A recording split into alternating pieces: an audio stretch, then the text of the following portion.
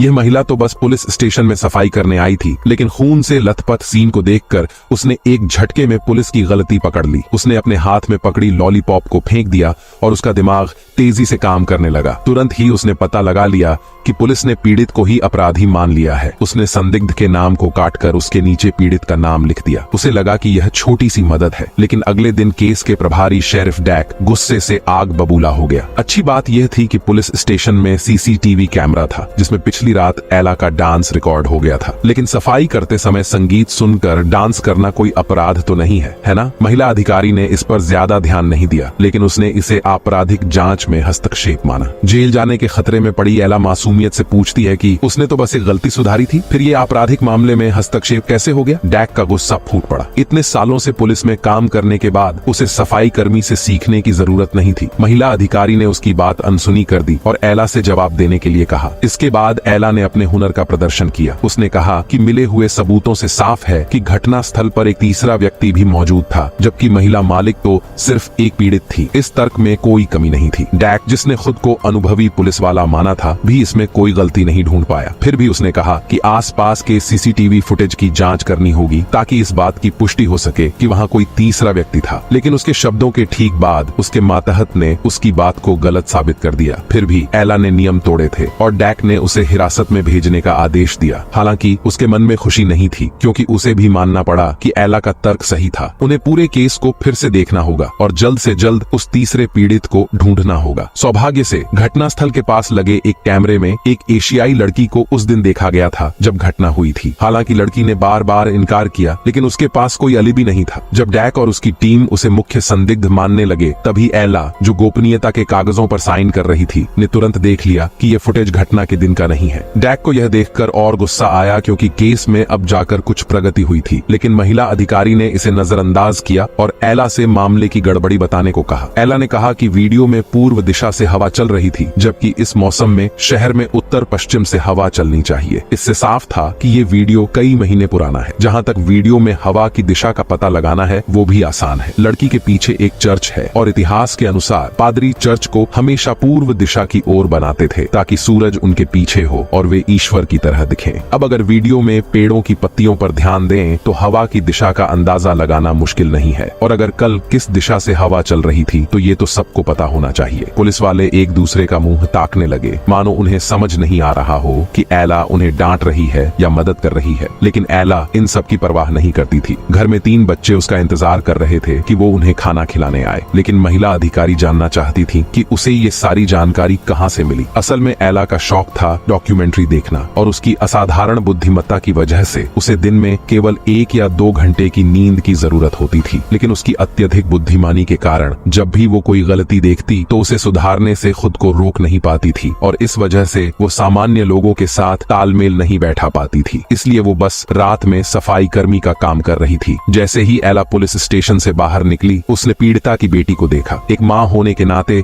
वो उस लड़की के दर्द को समझ सकती थी। इसी बीच महिला अधिकारी भी आई और उसने कहा कि अगर एला पुलिस की मदद करती है तो वो उसके जुर्माने और हिरासत से छुटकारा दिलाने का उपाय करेगी। थोड़े समझाने और दबाव के बाद एला मान गई, लेकिन जुर्माने के डर से नहीं, बल्कि उस लड़की की मदद करने की इच्छा से जो अपनी माँ को ढूंढ रही थी। लेकिन जब एला केस की टीम में शामिल हुई तो उसने डैक द्वारा बनाई गई केस की पूरी जांच को खारिज कर दिया। अगर महिला अधिकारी ने दखल न दिया होता तो डैक उसे हमेशा के लिए हिरासत में डाल देता। इसके बाद वे पीड़िता की बहन के घर पूछताछ के लिए गए। एला ने बस एक नजर कैबिनेट में रखी चीजों और टेबल पर रखी जीव विज्ञान की शोध पत्रिका पर डाली और तुरंत अंदाजा लगा लिया कि इस महिला के साथ कुछ गड़बड़ है। डैक उससे घटना के समय की गवाही मांगने की कोशिश कर रहा था, जिससे वो चिढ़ गया था। आखिरकार एला एक सलाहकार थी, जबकि असली पुलिस वाला तो वही था। दोनों के बीच सीढ़ियों पर जमकर बहस हो गई और एला गुस्से में चली गई। कुछ देर बाद वो पुरुषों के टॉयलेट में डैक से फिर मिली। हालांकि वो अक्सर अपने साथियों से झगड़ती थी, लेकिन काम में कोई कोताही नहीं करती थी। उसने सफाई कर्मी का भेष बदलकर महिला के ऑफिस में घुसकर उसकी दराज से एक संदिग्ध चिट्ठी ढूंढ निकाली, जो साबित करती थी कि पीड़िता और उसकी बहन के परिवार के बीच आर्थिक विवाद था। डैक हैरान रह गया। एला ने इतनी डॉक्यूमेंट्री देखी थी, फिर भी उसे नहीं पता था कि चोरी से हासिल किया हुआ सबूत अदालत में मान्य नहीं नहीं होता। डैक ने चिट्ठी को देखते हुए अपनी आंखें बंद कर लीं, इस डर से कि वो भी एला के अपराध में शामिल न हो जाए। लेकिन एक पुलिस अधिकारी होने के नाते उसने पीड़िता की बहन के पति को बुलाने का फैसला किया, जो घटना के दिन की गवाही देने आया। लेकिन एला को उस पर यकीन नहीं हुआ। आदमी ने कहा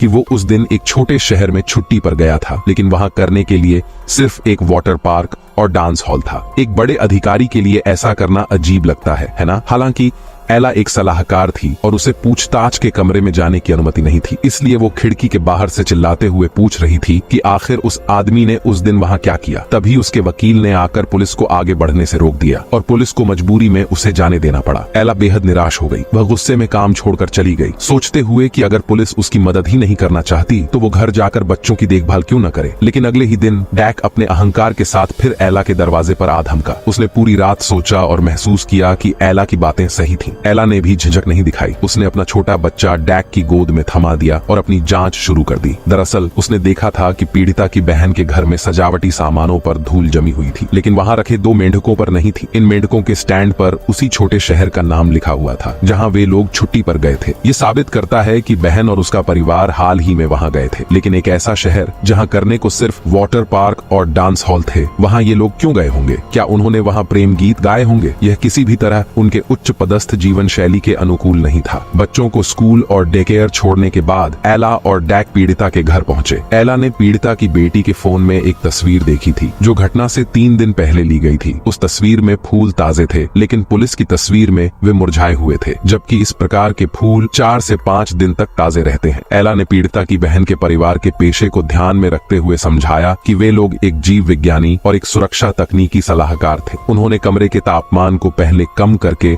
और फिर अचानक बढ़ाकर एक कृत्रिम ग्रीन हाउस प्रभाव पैदा किया, जिससे डॉक्टर को मौत के सही समय का अंदाजा नहीं लग पाया और उन्होंने खुद के लिए एक नकली गवाही तैयार कर ली। और उन्होंने दूसरी पीड़िता को क्यों नहीं मारा? शायद इसलिए क्योंकि वह उसकी सगी बहन थी, इसलिए वो ऐसा नहीं कर सके। यही कारण था कि वे उस छोटे से शहर में गए थे, क्योंकि वो शहर वही था जहां वे दोनों बचपन में बड़ी हुई थीं। पुलिस ने तुरंत कार्रवाई की और उस जगह से दूसरी पीड़िता को जिंदा पाया, जिसे बंधक बनाया गया था। केस सफलतापूर्वक सुलझ गया। एला को पुलिस विभाग की तरफ से औपचारिक नौकरी का प्रस्ताव मिला, लेकिन सोच विचार के बाद उसने उसे ठुकरा दिया। लेकिन उसने इस प्रस्ताव को ठुकरा दिया। घर में 3 बच्चे थे और व्यस्त जांच की यह जीवन शैली उसके लिए अनुकूल नहीं थी। महिला अधिकारी ने भी कुछ नहीं कहा, बस इतना बताया कि वो उसके लिए ये नौकरी सुरक्षित रखेगी। डैक ने भी सिर हिलाकर उसकी तारीफ की। दूर खड़ी रोती हुई माँ बेटी की जोड़ी को देखकर एला को मन में बहुत सुकून महसूस हुआ। उसे दूसरों की मदद करने की खुशी का एहसास हुआ और उसे लगा कि शायद ये काम उसके लिए सबसे उपयुक्त था। तभी एक आदमी छत से गिरकर अपनी कार पर आ गिरा। मौके की जांच के आधार पर डैक को लगा कि आदमी डांस करते हुए गलती से गिर गया, या फिर ये आत्महत्या का मामला भी हो सकता है। लेकिन एला ने बस मुस्कुरा दिया और कुछ नहीं कहा। उसे डर था कि उसकी अटकलें डैक के आत्मसम्मान को ठेस पहुंचा सकती हैं। एला ने कार की देखभाल की स्थिति देखकर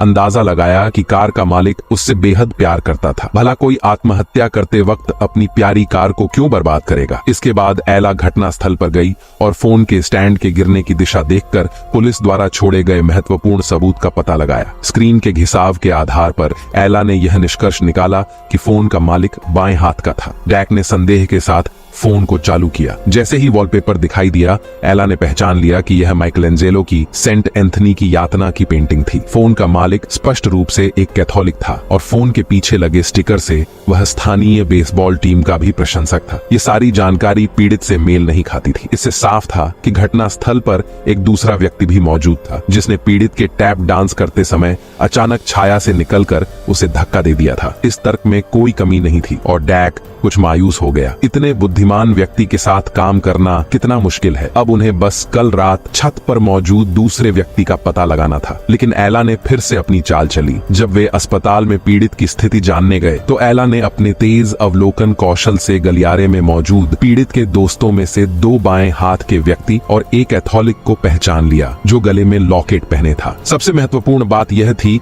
कि उनमें से एक आदमी के टैटू में बेसबॉल के सिलाई पैटर्न का डिजाइन था। डैक ने तुरंत आगे बढ़कर उसे पुलिस पुलिस स्टेशन ले जाकर पूछताछ की, लेकिन हर आरोपी की तरह इस आदमी जिसका नाम रॉन था ने भी अपना अपराध स्वीकार करने से इनकार कर दिया। उसने कहा कि वह पीड़ित का बहुत अच्छा दोस्त था और उसे धक्का देने का कोई कारण नहीं था। एला बाहर खड़ी चीख पड़ी, इतनी बकवास क्यों कर रहे हो? बस फोन निकालो और साबित करो कि रॉन कल रात छत पर था। पुख्ता सबूतों के सामने रॉन को यह मानना पड़ा कि वह कल रात छत पर था, लेकिन उसने अभी भी यह स्वीकार नहीं किया कि उसने पीड़ित को धक्का दिया था। उसने कहा कि वे दोनों डांस का अभ्यास कर रहे थे, तभी अचानक एक काली छाया उभरी और उसके दोस्त को धक्का दे दिया। बिना किसी ठोस सबूत के पुलिस इस बात को आसानी से मानने वाली नहीं थी। घटना स्थल के सीसीटीवी में केवल कार का गली में प्रवेश करते हुए दृश्य रिकॉर्ड हुआ था, जिससे यह साबित नहीं हो पा रहा था कि वहां कितने लोग थे। एला ने अपने हाथों में पकड़ी फाइलों को देखा और उसका दिमाग तेजी से चलने लगा। जब सभी को लगा कि कोई तीसरा व्यक्ति मौजूद नहीं था, तब एला ने इसके विपरीत सुझाव दिया। अपना तर्क बताने से पहले उसे उस क्षतिग्रस्त कार की फिर से जांच करनी पड़ी। जांच रिपोर्ट के अनुसार पुलिस ने कार के बूट में थोड़ी सी पेंट की निशानियां पाई थीं, लेकिन चूंकि पीड़ित खुद एक ऑटो पेंटर था, इसलिए इस सुराग को नजरअंदाज कर दिया गया था। एला ने इस आधार पर एक नई परिकल्पना दी। अगर तीसरा व्यक्ति चुपके से बूट में छिप गया हो तो वो सीसीटीवी से बचकर पीड़ित के साथ घटना स्थल पर जा सकता था। डैक ने तुरंत इस विचार का विरोध किया। उसने कहा कि यह कार पिछले दशक की थी, लेकिन इसे संशोधित किया गया था, जिससे इसका बूट किसी भी लग्जरी कार के मुकाबले सुरक्षित था। हत्यारा अगर बूट में घुस भी गया होता तो वह खुद को बाहर निकालने में सक्षम नहीं होता। एला मुस्कुराई और तुरंत बूट में जाकर इसे साबित करने का फैसला किया। डैक ने इस मौके को हाथ से जाने नहीं दिया। जब डैक अपनी जीत की घोषणा करने वाला था, तभी बूट अचानक खुल गया और एला हंसते हुए बाहर निकली। बूट का लॉक पहले से ही किसी ने छेड़ दिया था। इससे यह भी साफ हो गया कि पीड़ित ने अपनी कार की इतनी अच्छी देखभाल की थी, फिर भी बूट में पेंट के निशान कैसे थे? वह तीसरा व्यक्ति जाहिर तौर पर उसी ऑटो रिपेयर शॉप का कर्मचारी था। डैक को मानना पड़ा कि एला ने फिर से बड़ी मदद की थी। दोनों साथ ही रिपेयर शॉप पहुंचे, लेकिन डैक का उन लोगों से कोई अच्छा संबंध नहीं था। पुलिस का परिचय देने के बावजूद वहां के लोग सहयोग नहीं कर रहे थे। अंत में एला को ही आगे आना पड़ा। सफाई कर्मी के अलावा एला पहले कई और काम कर चुकी थी, जो सभी निचले सामाजिक तबके से जुड़े थे, जैसे मैकेनिक का काम। कुछ ही बातचीत के बाद उसने मैकेनिकों का भरोसा जीत लिया। पूछताछ के बाद सभी सहयोगियों ने पीड़ित के प्रति गहरी सहानुभूति जताई। सबने बताया कि वह वाकई रॉन के कहे अनुसार बेहद मिलनसार था और कभी किसी से झगड़ा नहीं हुआ। एला पुलिस स्टेशन वापस लौटी और अपने साथियों को मिली जानकारी से अवगत कराया, लेकिन प्रमुख को थोड़ा संदेह हुआ कि वे दोनों साथ गए थे। फिर डैक को इस बारे में कुछ भी क्यों नहीं पता था। डैक थोड़ी असहजता से खांसते हुए बोला कि इतनी गहराई से जांच की जरूरत नहीं है, बस इन लोगों के अलिबी की पुष्टि कर लें। मीटिंग के दौरान पास के डिटेक्टिव विभाग ने किसी को एक डकैती की जांच के लिए भेजने को कहा। एला ने आंखें घुमा ली, लेकिन वह जल्दी ही अपनी काबिलियत साबित करने वाली थी। घर लौटने के बाद एला ने अपनी बेटी के साथ पुरानी पेंटिंग्स निकाली, जो उसके पति रोमन ने 15 साल पहले छोड़ी थी। तब रोमन कहा था कि वह डायपर खरीदने जा रहा है, लेकिन घर से निकलने के बाद फिर कभी वापस नहीं आया। अब एला ने पुलिस के साथ एक समझौता किया था और उसे यकीन था कि जल्दी ही वह रोमन का पता लगा लेगी। हालांकि उसकी बेटी बहुत विद्रोही हो गई थी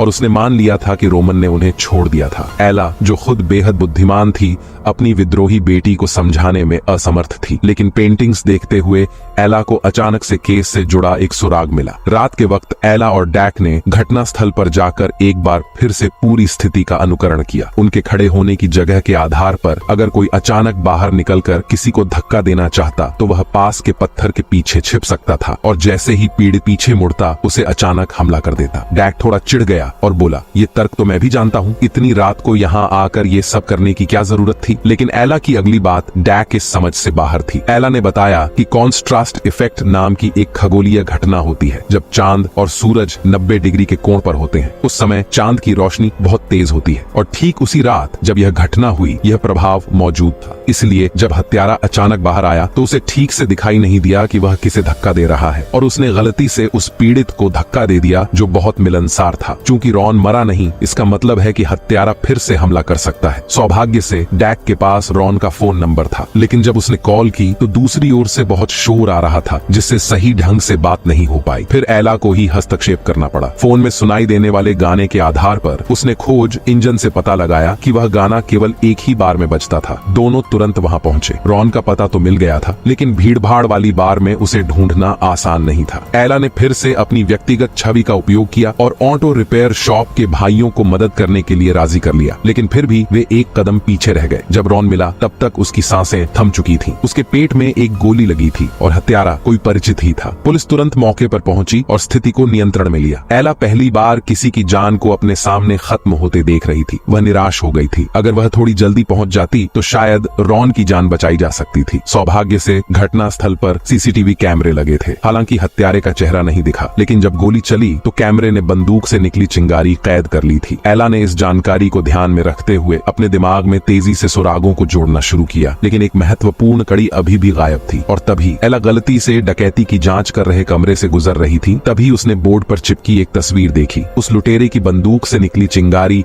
ठीक उसी तरह की थी जैसे हत्या के मामले में देखी गई थी। भले ही एला कोई हथियार विशेषज्ञ नहीं थी, लेकिन पहले जंगल में शिकारियों के साथ जाने का उसे अनुभव था। पुरानी शॉटगन की वजह से, जिनमें तांबा और सीसा जमा हो जाता है, गोली चलने पर ऐसी ही चिंगारी निकलती थी। हालांकि यह साबित नहीं कर सकता था कि दोनों अपराधों के पीछे एक ही व्यक्ति था, लेकिन इतना तय था कि दोनों में इस्तेमाल की गई बंदूक वही थी। डैक को एला की काबिलियत पर पूरा भरोसा था, इसलिए उसने दोनों मामलों को एक साथ जोड़ने का फैसला किया। लेकिन जब दोनों मामलों के बोर्ड को एक किया गया तो एला ने थोड़ी छुटकी ली और अब एला का शो शुरू हो गया। उसने सभी सुरागों को जोड़ने के बाद जवाब ढूंढ लिया था, लेकिन उसे पुलिस वालों को समझाने के लिए शब्दों का सही चुनाव करना था। एला ने सभी को अपनी धारणा बताई। अब तक 5 डकैती की घटनाएं हुई थी। पहले 3 मामलों में गवाहों ने कहा था कि लुटेरा कार में भागा था और हर बार अलग अलग कार का इस्तेमाल किया था, लेकिन बाद की 2 घटनाओं में लुटेरे ने कार का इस्तेमाल नहीं किया। शायद उसे कार नहीं मिली, लेकिन अधिक संभावना यही है कि उसका ड्राइवर गायब हो गया था। इसके बाद एला ने दोनों मामलों के बीच एक लाल रेखा खींची और पूछा, ये किस रास्ते की ओर इशारा कर रही है? यह एक बस रूट था। लुटेरा भेष बदलकर बस से भाग जाता था, इसलिए दोनों घटनाएं